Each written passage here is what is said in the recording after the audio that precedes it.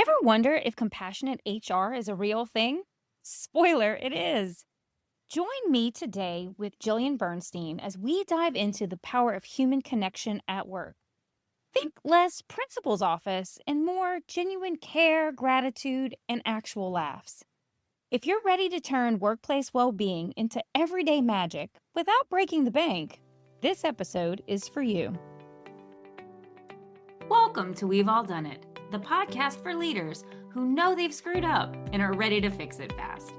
I'm Kimberly Benoit, author, speaker, leadership coach, and Southern girl living outside of Washington, D.C. Here's what I believe. Every leader faces challenges and makes mistakes, but you don't need years of therapy-style coaching to fix them. You need someone to help you figure out what's actually going wrong, make smart adjustments, and get back on track quickly. That's exactly what I do through one-on-one coaching, targeted skill development, and group programs. Every episode of this podcast delivers real talk about common leadership pitfalls, practical strategies for recovery, and no BS guidance to improve how you lead yourself and others every single day. Whether you're here to listen and learn, or ready to work together and make real changes, you are in the right place. Now let's get to today's episode. All right, everyone, welcome to the show. How are y'all doing today? I hope you are doing well. And if you're not, well, then you're in the right place because today's guest is going to be talking about wellness. We're going to get you well. Today I have Miss Jillian, is it Bernstein or Bernstein? Bernstein. Bernstein. Mm-hmm. See, you got to ask these questions, people. She is the CEO and founder of the Wellness Extension, and her focus is helping small businesses create the community and the culture so that everyone loves coming to their job, so that everyone can show up and be their best, most productive self. And isn't that what we all want? Isn't that what we want? So, Jillian, thank you so much for joining us. Oh my goodness. All right, let's just jump right in. So, why this? What drew you to this work?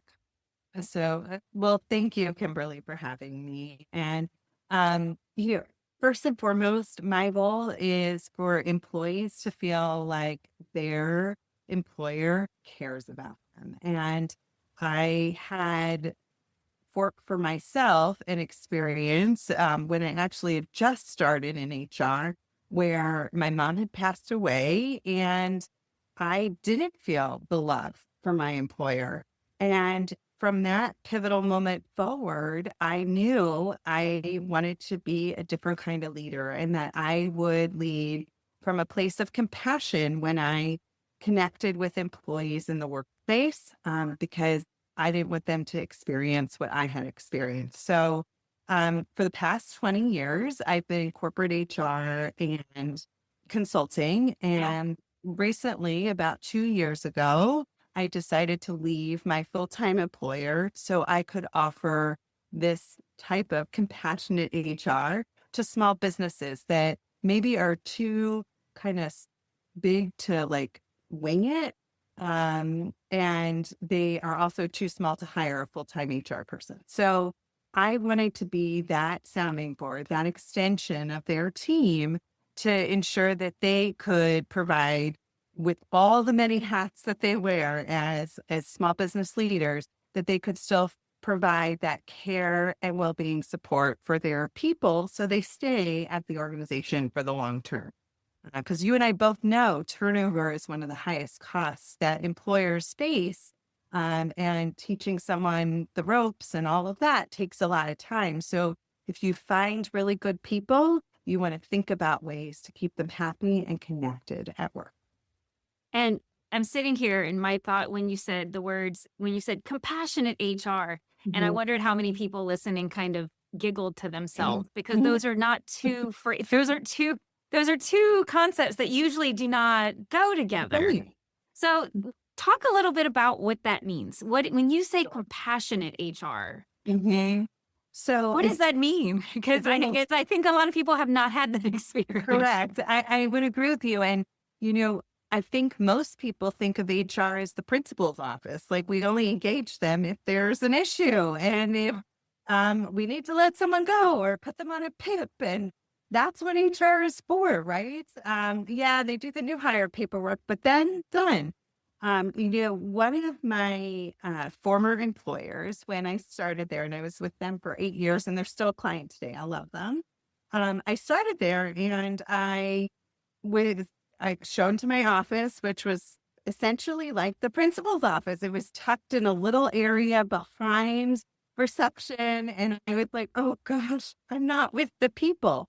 And I advocated to have my office moved to be on a main hall drag and connect with employees. And I think that's what compassionate HR is. Mm. It is being intentional about the human connection in the workplace. We need to be thoughtful that our employees are more than what their job description is. They have lives outside of work. They have passions outside of work, and we need to get to know them.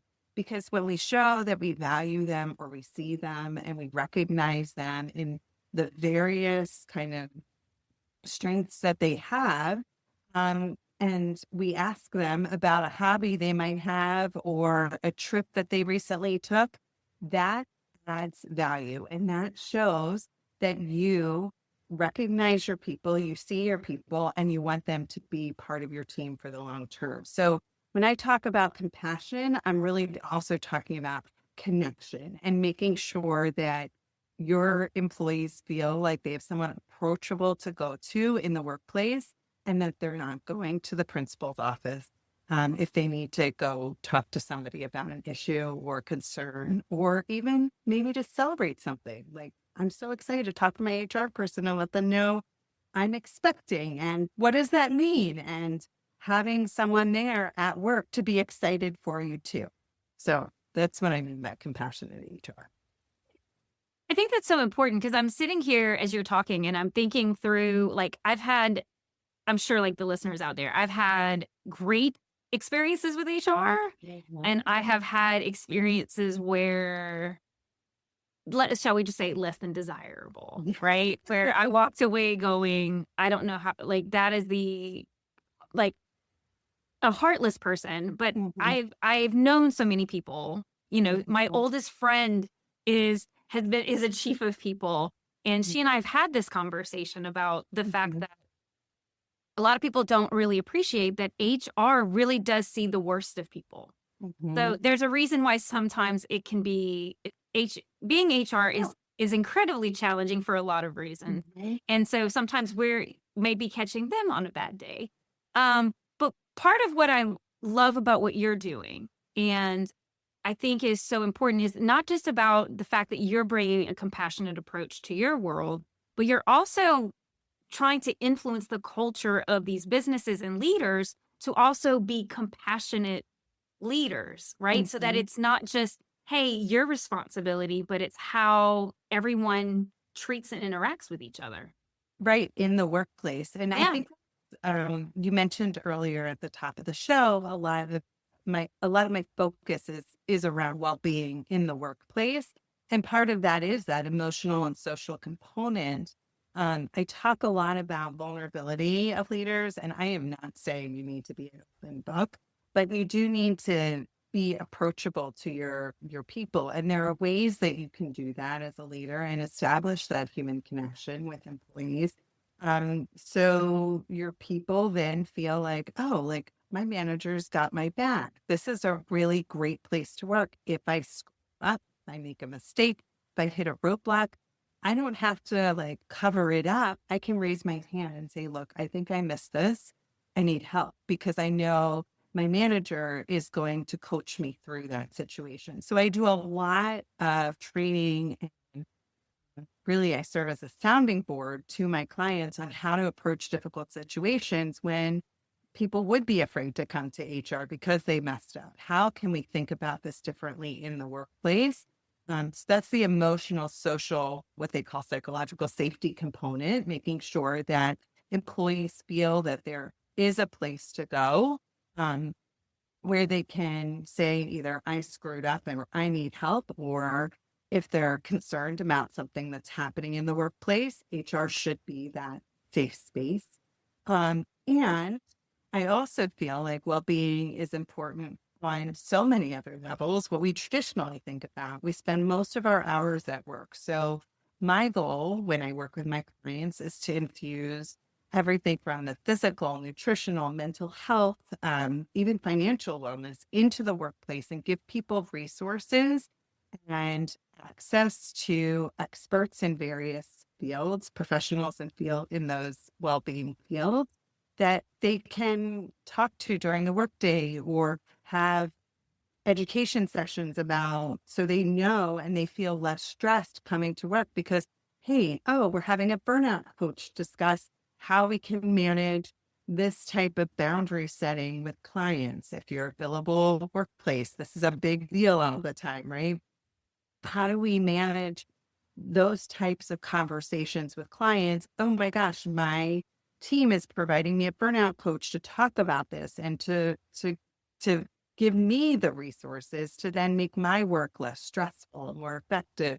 And then I become more productive and my company is investing in my mental well-being by providing this. And in similar ways, I do a lot as it relates to partnering with various experts and professionals to talk through things like I just had a midlife muscle session for an organization that's about 70% female, and they wanted to learn more about how they can build muscle in midlife and be mindful of their strength training. So if you as an employer are wanting to invest in your people and wanting to make it a culture that people want to show up each day, that people feel safe, you have to be thinking about the entire kind of human part of that. Who's coming to work each day? They might not have the opportunity to go work out after work because they're running around doing errands, picking up kids, doing sports, carpools, whatever it may be, caring for an elderly parent,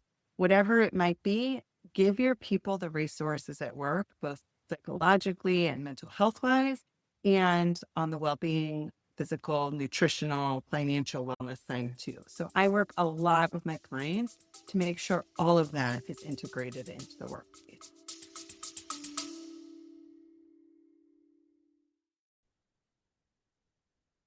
Hey, quick announcement. I'm hosting a 3-day virtual leadership summit called Navigating Uncertainty from January 25th through 27th in 2026.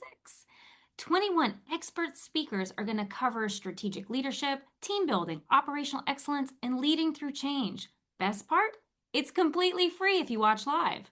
However, if you want lifetime access to the replays and extra speaker resources, grab the All Access Pass for just $97. Head to the website in the show notes and register now. Trust me, you don't want to miss this. So if somebody's listening and they're like, this sounds really great, Mm-hmm. but there's no budget, right? Because budgets are tight. Yes. Where would you encourage someone to start, right? I'm assuming you don't need a big budget necessarily to have an impact. So what would be your advice to whether it's a business owner or simply a leader who's saying, I really want to show up for my team differently. I want to be better for my team. So what are like one or two things that people can start doing, maybe that won't require them to panic when they look at their budget? Right. So I think there are very easy lifts that you can implement right away as a leader.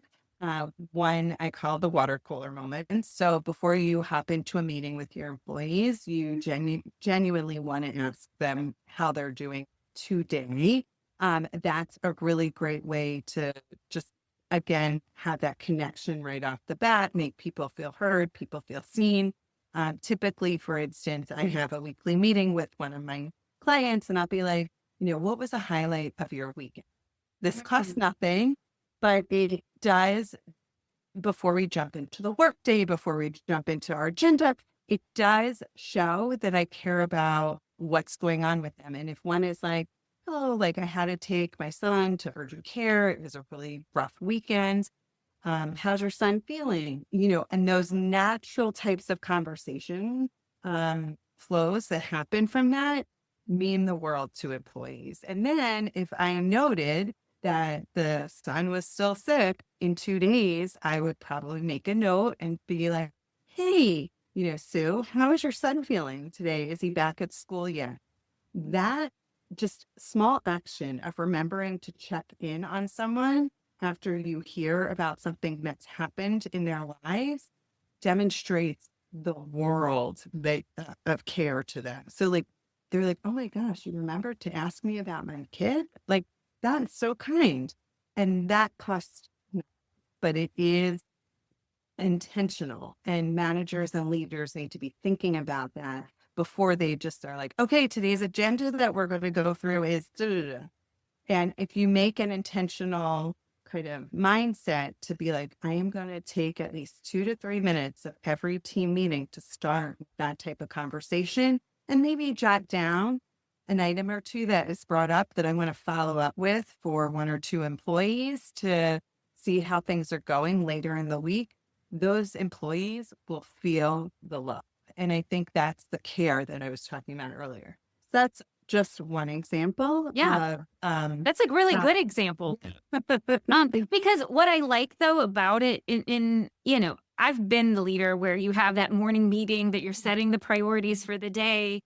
And it's very easy, particularly when things are really stressful, to just like get buried in it. And so if you make this a part of your regular routine is to start meetings just like with check-ins or like make it part of your routine, you'll prevent yourself from potentially becoming part of like falling into a rut of your own behavior, Yeah. because there's certain things that I would do with my team for that reason. One is because when things are good at home, things are, then they can show up well at work. And also you start to notice your people differently. So if somebody suddenly is not showing up in the same way, chances are either if it's not a work issue, then it's a home issue. That's right. And if you're really but you've got to pay attention. You've got to be very observant of your team. And again, I don't think that happens naturally for everybody. And I think it's a skill. Like you have to embed it in your routine of how you show up. Absolutely. And I think by taking the time to ask questions like I just discussed, that's the way you start. One of the other things I love asking is, what hiccup did you hit this week? What is the roadblock that's, stressing you out? Because we all have them. And that opens the door for an employee to be like, I really can't get over this hump. And how can I support you in that? And as a manager, then you're not only saying like, if I know there's issues, like you're asking, how can I support you through a roadblock or get you over this, speed bump so we can move forward? I'm here for you. And I think if managers start to put on what I call the coaching hat and think of themselves like a coach on a baseball team. I think my son plays baseball, so I think about that all the time.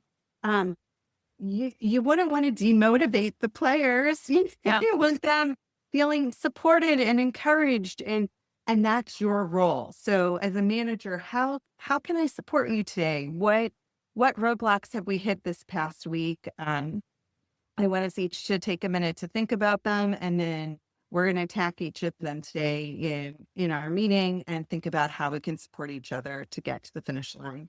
That's another way, again, no cost, but that people are feeling the love, they're feeling the support, and they're, oh my gosh, I don't have to feel like I have to hide a mistake. And maybe as a manager, you can say, I hit a roadblock this week. This is what I did. And you can be a little vulnerable and share your story of how you overcame it. So I know this was a pain in the rear end. So I want to make sure how can I help you this week when they talk to their team. And I think the more we normalize situations like that, the better teams will show up each day, excited, engaged, and give that discretionary effort to their peers. Yeah, I was trying to think of some of the things. This is not exactly in the vein what you've been talking about, but like I led this younger team, a very like younger people, like more like millennial, Like maybe cusp Gen Alpha, right? And it was so funny because the joke I always said is I was old enough to be all their mothers. Although they said that that wasn't true, technically it was. But like one of the things we informally did, Mhm. again, this cost no dollars, but Mhm. I'll tell you, this generated more goodwill on the team. Is so like one young man came in, we were talking movies one day. Mhm. He's like, "Oh my God, I've never seen any of these." So we all had whiteboards. So he started a list on his whiteboard. He's like, "What movies should I go watch Mhm.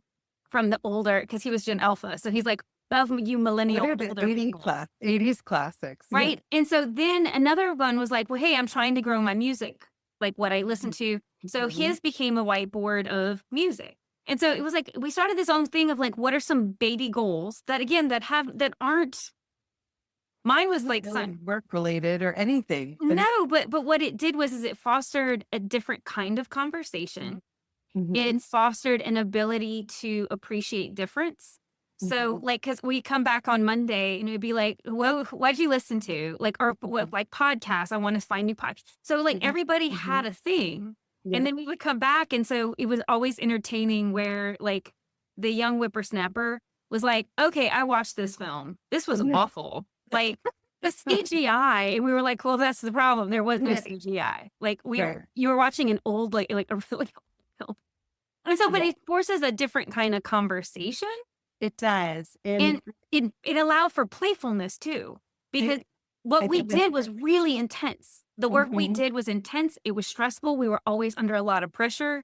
And so those Mhm. few moments where we could laugh about, a movie or an album or a book or Mhm. something that Mhm. that or randomly somebody would say, "Oh my God, I remembered that thing I wanted you to know about." Yeah. It allowed for some levity where, Mhm. especially if work feels very heavy. Yeah. Yeah. So like, not that I'm saying you all have to like go do that, but it's like going back to what I'm thinking about, like this idea of connecting with people Mhm. Mhm. and kind of getting back to the people part of Right. leadership and the Yeah. person is, that was, I still think that those were some of the most enjoyable conversations. And I learned so much about each of them. And they learned a lot about me too because of what I liked and what I would recommend. And I love all of them. anyway, so that's like, Yeah. again, going back to like, it doesn't have to cost anything. It doesn't. So I run these well-being challenges for my clients focused on various topics, gratitude, nutrition, etc. And one of them that we do is focused on movement and mindfulness. And we often will talk about when we're doing movement, like, hey, what is like your top song on your playlist? Well, what was so much fun, and a lot of the teams I work with are remote, was everybody kind of linking different songs and albums and things like that. And it generated such good kind of buzz among employees. And they're like, oh my gosh, have you been to that concert? Have you done? And I think that's where the natural organic connection comes in. If you can pick a topic like you were Yeah. describing, like I do in these challenges, it's so wonderful when people can share. When I do a nutrition challenge, we like eat the colors of the rainbow for 6 weeks. So I have a challenge, I run it over email. It's very easy.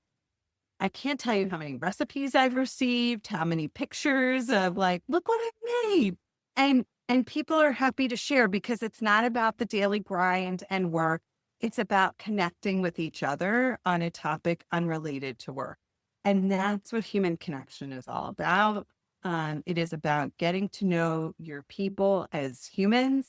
And when you do that, they will show up each and every day. And we talked about this prior to the call, but the number one reason leave organizations voluntarily is they generally leave their manager. And if they're not feeling that connection with their boss or with the leadership team, um, and for sure their colleagues, they're Yeah. gonna.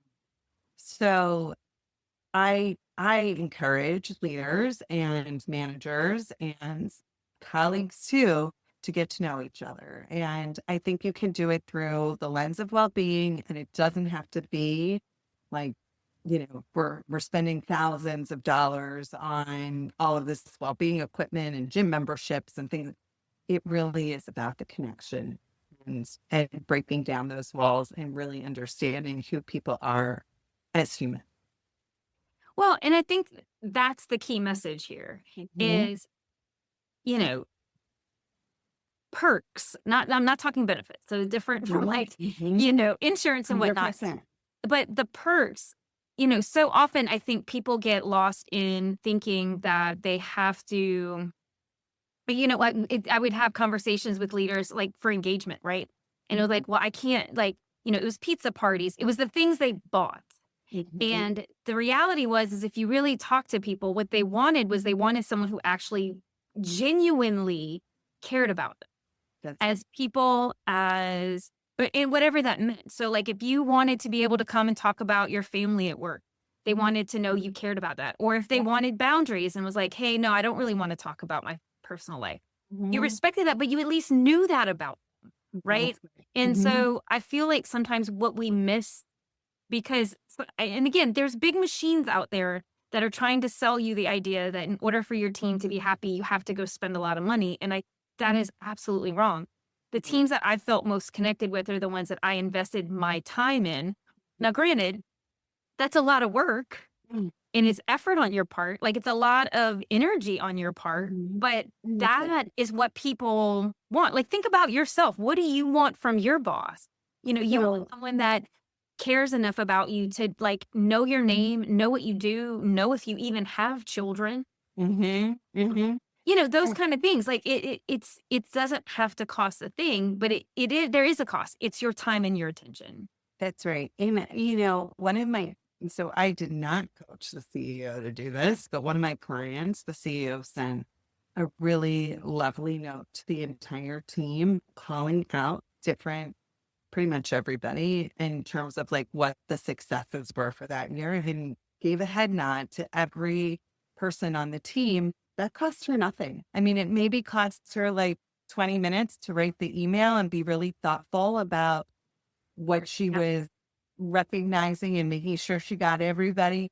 But I can tell you that email versus a chat GPT email hey, everybody, thanks for a great year. See you in 2026. Like a specialized, personalized email, gratitude, recognition, demonstrating that you value your people. That means the world. I mean, I got some feedback from a client in a roundabout way from someone else. I heard you were working with so-and-so, and I saw like the note and I was like, oh my gosh, that like filled my bucket. This really mean like words do matter.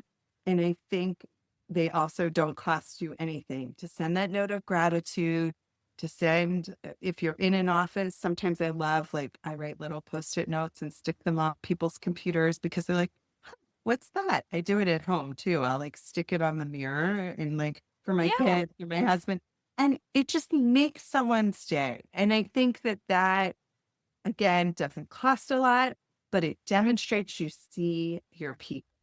And good leaders see their people, and good leaders want their people to feel connected to the business. Well, and I always come back to, in a lot of the work that I do, is when I'm talking about, you know, whether it's conflict or whatever, ultimately every single person, each and every one of us just want to feel seen, heard, and respected. That's it. And there are very small things each and every one of us can do to make that possible. And I would just encourage, like my thing is I always encourage, it doesn't have to be big. Where you win. And that's probably not the right terminology for it, but where you gain credibility, where you gain support, where you gain trust is in all the small things you do. That's right. And this is the small stuff we're talking about, is in these little actions, because people pay attention to your actions. 100%. I mean, when someone's going through a difficult time, I intentionally will, if I have their number, I'll text them, otherwise I'll email them. And I think that is, and similarly, if they're celebrating like a new milestone or some big accomplishment, I will acknowledge it. And I think if we do a better job as humans acknowledging those moments difficult and celebratory, then we end up buying, for no cost, a lot of goodwill among our people. And, I've had people come to me and be like, I'm still here because you're here, because they feel seen. And I think that that's huge in a workplace. You want people to feel seen. You want people to feel heard. And you need to be intentional about it, even if that means putting a reminder on your calendar twice a week. Send out thank yous to employees. Like, that's okay. They don't need to know you have that reminder on your calendar. No, and I mean, again, like set yourself up for success. Exactly. And honestly, after you do it for a little while, it becomes a habit. Oh, every Friday at noon, I'm sending a wrap up thank you to my team this week of and acknowledging what they did. How easy is that? And they're feeling seen. And next week, I think I'm going to bring in coffee, or I'm going to bring in donuts, or I'm going to send them all a $7. I feel like Starbucks has gotten so expensive, but send them all a $10 Starbucks gift card, like minimal, but something, again, it doesn't need to cost a lot of money. It can be free. So that's my big thing is recognize the micro gratitude ways that you can acknowledge employees in the workplace, recognize what they do, even if it might be the smallest thing, and the dividends will pay you back tenfold with their loyalty and them wanting to do a good job. Well, this has been a great conversation. I am a huge believer and supporter of what you are putting out into the world. Okay. If someone wants to know more about you or maybe work with you, or where should they go to find you? Sure. So I'd love to connect on LinkedIn, Jillian Bernstein, or they can also follow me on Instagram at wellness_extension. And my website is a great way to get in touch or schedule time to chat. Simply is wellness extension with a hyphen between wellness-extension.com. Well, and we're going to have that in the show notes. So if you missed it, if you're driving, keep your hand on the wheel, we'll have it in the show notes so you can go back and get it. And then also, shameless plug, Jillian is going to be joining the May Power of Your People Summit. So if you want to know more, or you're interested in what she has to share and teach, I highly recommend you go check out the registration. I'll have that in the show notes as well so that you can register for her session and learn tons more. Thank you so very much for coming on the show. I genuinely appreciate it. And I'm really excited for your session at the summit. I think it's going to be outstanding. Again, you're doing great work and happy to be a part of telling your story. Thank you so much, Kimberly. Thank you for having me here. I'm honored to be on the podcast, and I'm looking forward to future collaboration with you. Same, my friend. I've got two things before I let you go. One, if you've ever gotten any value from the show, please leave a 5-star review. It really helps and absolutely makes my day. The second thing is, if you have any thoughts you'd like to share with me, please shoot me an email at podcast@KimberlyJBenoit.com. I'd love to hear from you. All right, see you in the next episode.